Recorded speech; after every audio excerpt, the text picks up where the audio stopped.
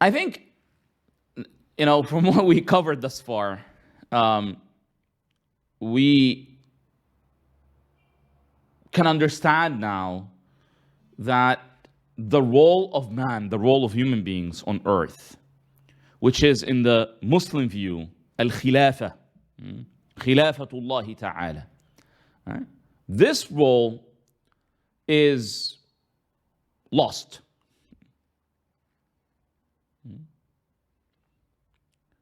When human beings limited their understanding of their existence to the mere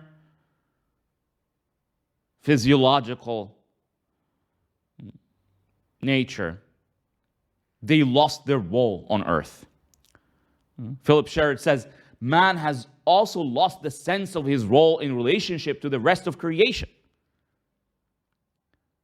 displacing himself from nature, depersonalizing and objectifying it. And this concept is very important. Depersonalizing and objectifying nature. Because in the tradition,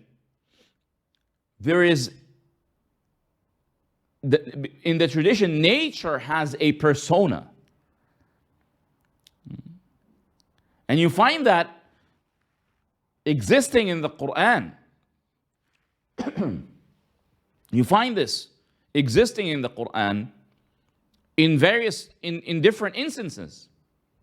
One where Allah subhanahu wa ta'ala speaks to the heavens and the earth, ائتيا طوعا أو كرها. And there is an overwhelming tradition, or there's an overwhelming narrations rather, of how the Sufi sages, how they viewed nature and how they respected nature. Right?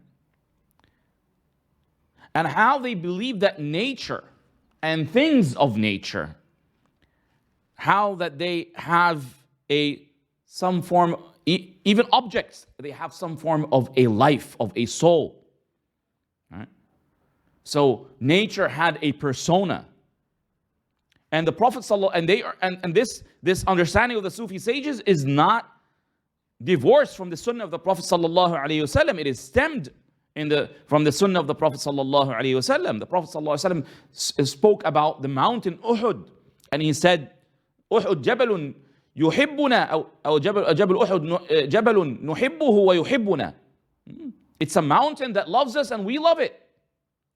So there is a relationship between the mountain. The Prophet ﷺ did not mean it's a mountain that we love. No, he said it's a mountain that loves us. It's understandable that you can love your pen, but would your pen love you? So in Islam, yes, if you love the pen, there is a relationship. It's reciprocal. Your pen, your desk, your chair. Right? And alhamdulillah, I grew up in a household where my grandparents, I would listen to stories about the relationship of a family member with a chair on which they would sit down to pray. They were old, so they couldn't pray while standing. So when they passed away, I remember my grandparents speaking about how they see that the chair is probably missing the person because he's no longer praying on that chair, and perhaps the chair is sad because of this. So subhanAllah, I grew up in a household where the sadness of furniture was something that people would care about. But this view is no longer, these sort of meanings are no longer paid attention to or even cherished.